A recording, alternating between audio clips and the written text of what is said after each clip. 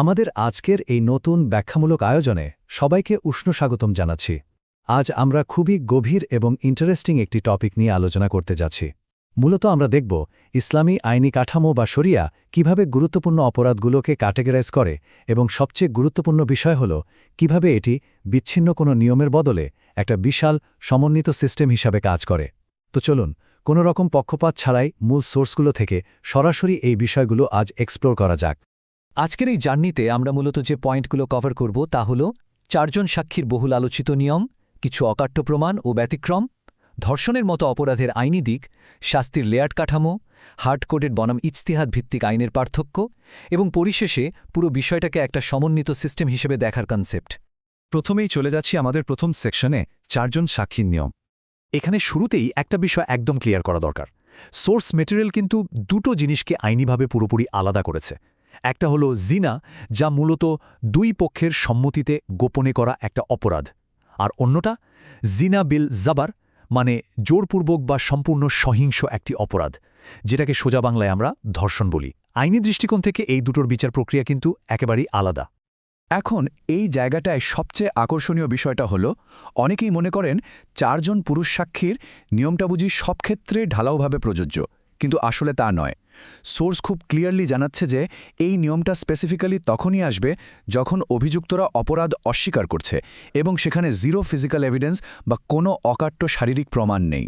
Move করছি আমাদের দ্বিতীয় সেকশনে, যেখানে আমরা দেখব প্রমাণ এবং কিছু ব্যতিক্রমী ঘটনার আইনি ডিলিং। সোর্স আমাদের একটা দারুণ জিনিস দেখাচ্ছে। বিচারকদের কিন্তু বলা হচ্ছে আধুনিক বিজ্ঞান আর এর অগ্রগতিগুলোকে কাজে লাগাতে। যেমন ধরুন প্রেগন্যান্সি বা ডিএনএ টেস্ট, এগুলো যখন চলে আসে তখন অকাট্য প্রমাণ প্রতিষ্ঠিত হয়ে যায়, আর তখন ওই 4 জন সাক্ষীর কোনো দরকারই পড়ছে না। এমনকি টেস্ট টিউব গর্ভাবস্থার মতো একদম মডার্ন ব্যতিক্রমী ইস্যুগুলোতেও এক্সপার্টদের সাথে পরামর্শ করাটা জাজদের জন্য বাধ্যতামূলক করা হয়েছে। লজিক্যাল, তাই না? ইতিহাসের পাতা থেকে একটা চমৎকার মিনি ন্যারেটিভ শেয়ার করা যাক। খলিফা আলী রাদিয়াল্লাহনুর কাছে একবার একটা মিথ্যা অভিযোগ আসে। তো তিনি কি করলেন? তিনি কিন্তু শুধু কথার বা সাক্ষ্যের ওপর নির্ভর করেননি, তিনি অভিযুক্তর কাপড়ে সোজা গরম পানি ঢেলে দিলেন। আর ম্যাজিকের মতো দেখা গেল প্রমাণের নামে যে তরলটা লাগানো হয়েছিল সেটা আসলে ডিমের সাদা অংশ, যা গরমে সেদ্ধ হয়ে সাদা হয়ে গেছে। বুঝতেই পারছেন শুধু কথার চেয়ে বস্তুগত প্রমাণের ব্যবহার বা ফরেন্সিক লজিক ইতিহাসে কতটা পুরনো। একইভাবে সোর্স কিন্তু কুরআনে বর্ণিত ইউসুফ আলাইহিসসালামের ঘটনাটাও রেফার করছে। একদম সিম্পল লজিক। সামনের দিক থেকে জামা ছেঁড়া থাকার অর্থ হল ধস্তাধস্তি হয়েছে, আর পেছন থেকে ছেঁড়া থাকার অর্থ হল কেউ পালিয়ে যাচ্ছিল। এর মানে কি দাঁড়ায়?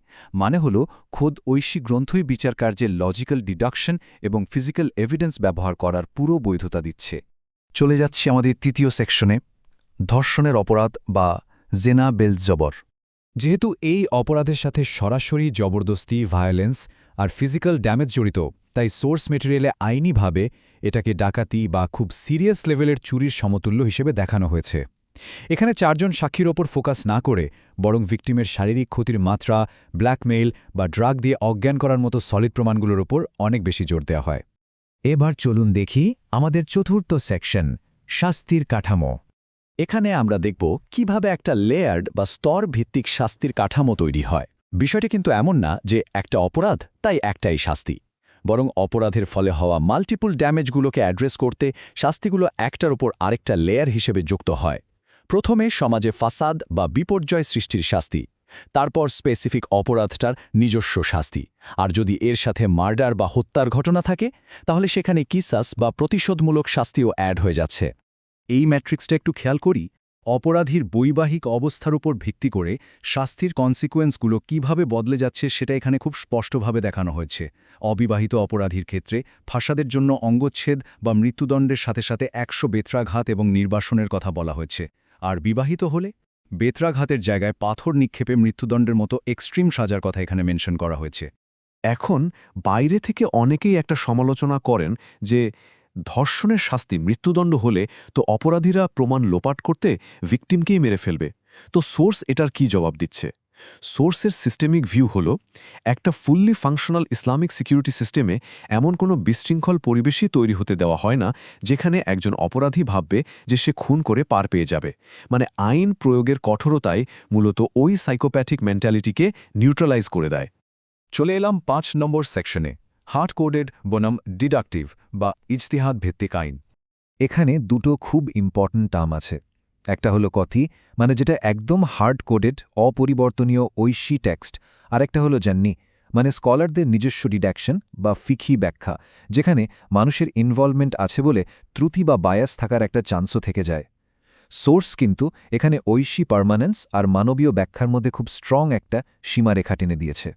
আর এই কনসেপ্টটাকে সোর্স মেটেরিয়ালে সফটওয়্যার ইঞ্জিনিয়ারিংয়ের একটা দারুণ মেটাফর দিয়ে বোঝানো হয়েছে। হার্ড কোডের নিয়মগুলো হলো সিস্টেমের কোর ফাউন্ডেশন, যেটা কোনোভাবেই চেঞ্জ করা যাবে না। আর স্কলারদের দেওয়া ইজতেহাদ বা ডিডাকটিভ নিয়মগুলো, সেগুলো হলো অনেকটা হিউম্যান জুরিস্টদের দেওয়া সিস্টেম আপডেট বা প্যাচের মতো। মেটাফরটা আসলেই বেশ ক্লিয়ার। এর থিওলজিক্যাল ওয়েট বা তাত্ত্বিক গুরুত্বটা বোঝাতে গিয়ে সোর্স বলছে এই যে হার্ড কোডেড আইনগুলো, এগুলোকে চ্যালেঞ্জ করাটা অনেকটা ইবলিশ বা শয়তানের সেই আদি অহংকারের মতোই। ইবলিশ যেমন ভেবেছিল যে আগুনের তৈরি হওয়ার কারণে তার নিজস্ব লজিকটা ঐশী আদেশের চেয়েও সুপিরিয়র, ঠিক তেমনি ঐশী কোরা আইনকে নিজের লজিক দিয়ে বাতিল করতে চাওয়াটাও এক্স্যাক্টলি একই রকম একটা ব্যাপার। ফাইনালি আমরা পৌঁছে গেছি শেষ সেকশনে, একটি কম্প্রিহেন্সিভ বা সমন্বিত আইনি ব্যবস্থা। কনক্লুশনে এসে সোর্স যে বিষয়টায় সবচেয়ে বেশি জোর দিচ্ছে তা হলো পুরো জিনিসটাকে একটা সিস্টেম হিসেবে দেখা।